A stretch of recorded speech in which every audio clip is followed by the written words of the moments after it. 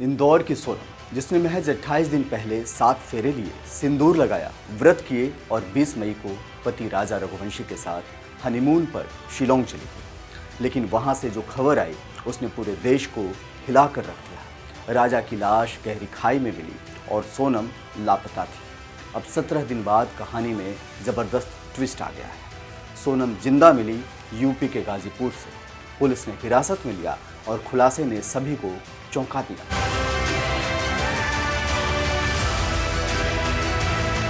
11 मई 2025 मध्य प्रदेश के राजा रघुवंशी ने सोनम से शादी की।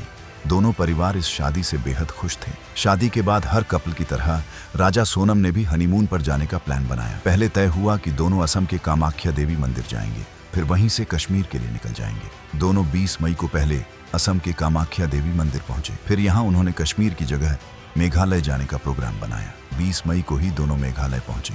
हालांकि मेघालय में दोनों के साथ जो कुछ हुआ उससे पूरे देश भर में सनसनी मच गई। पुलिस के मुताबिक 22 मई को कपल किराए के स्कूटर पर मावल खियात गांव पहुंचा और वहां से नेंगरियाट गांव में प्रसिद्ध लिविंग रूट ब्रिज देखने के लिए 3000 सीढ़ियां उतर गया।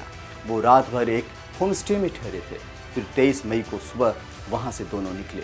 इसके कुछ घंटों के बाद दोनों लापता हुए। सूत्रों के मुताबिक सोनम का पहले से किसी और युवक के साथ अफेयर था। उसी के चलते पति राजा की हत्या की साजिश रची गई। राजा को प्रेम जाल में फंसाकर शिलोंग ले जाया गया, जहां उसे सुनियोजित तरीके से मौत के घाट उतार दिया गया। जांच के दौरान गाइड भाकुपार वानशाई ने बताया, मावला खैत से नोंगरियात तक पहुंचने में लगभग 3 घंटे लगते हैं। इसमें लगभग 3000 सीढ़ियां उतरनी पड़ती हैं। कपल ने मुझे 22 मई को फोन किया। शाम के 3:30 बज रहे थे। मैंने मना नहीं किया और उन्हें नोंगरियात ले जाने का फैसला किया। उन्हें शिपारा होम स्टे पर छोड़ने के बाद मैं चला गया। एक अन्य गाइड अल्बर्ट पड़े भी उनके साथ थे। वानशाई ने बताया, हमने अगले दिन 23 मई भी अपनी सेवा देने की पेशकश की, लेकिन कपल ने मना कर दिया। उन्होंने कहा कि वे रास्ता जानते हैं। वानशाई ने पुलिस को बताया कि सोनम ज्यादातर अंग्रेजी में बात कर रही थी।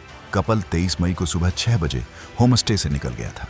अल्बर्ट पड़े आखिरी शख्स थे जिन्होंने कपल को देखा था। उन्होंने कपल को सुबह 10 बजे मावला खैत गांव की ओर 3000 सीढ़ियां चढ़ते हुए देखा था। उनके साथ 3 आदमी थे जिन्हें उन्होंने पर्यटक समझा था।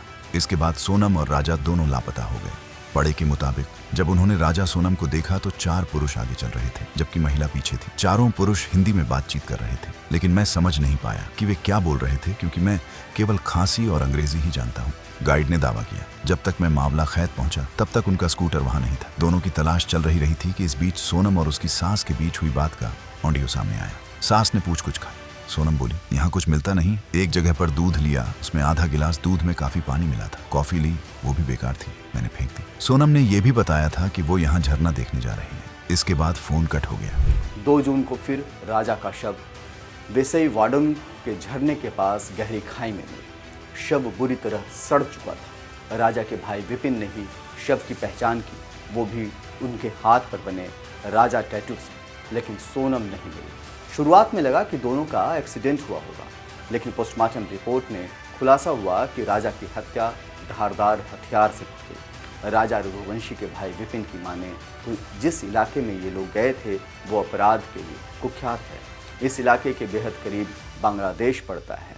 यहाँ आने वाले कपल में से लड़की को अगवा कर बांग्लादेश ले जाते। पुलिस की टीमें लगातार सोनम की तलाश करती रही। फिर इसके 7 दिन बाद ही पुलिस को मामले में बड़ी कामयाबी हासिल हुई। 9 जून के दिन सोनम को यूपी के गाजीपुर से पुलिस ने गिरफ्तार कर लिया है। इसकी पुष्टि गाजीपुर के एडिशनल एसपी ज्ञानेंद्र प्रसाद ने की। मेघालय के डीजीपी ने कहा, राजा मर्डर केस में उसकी पत्नी सोनम का ही हाथ था। उसी ने राजा को मरवाने के लिए भाड़े के किलर्स बुलवाए थे। 9 जून की सुबह 3 से 4 बजे के बीच सोनम गाजीपुर के नंदगांव इलाके के एक ढाबे पर पहुंची। वहां से उसने ढाबा संचालक का फ़ोन लेकर अपने भाई को वीडियो कॉल की और बताया कि वह गाजीपुर में। भाई ने तुरंत इसकी जानकारी इंदौर पुलिस को दी, जिन्होंने गाजीपुर पुलिस से संपर्क किया। पुलिस मौके पर पहुंची।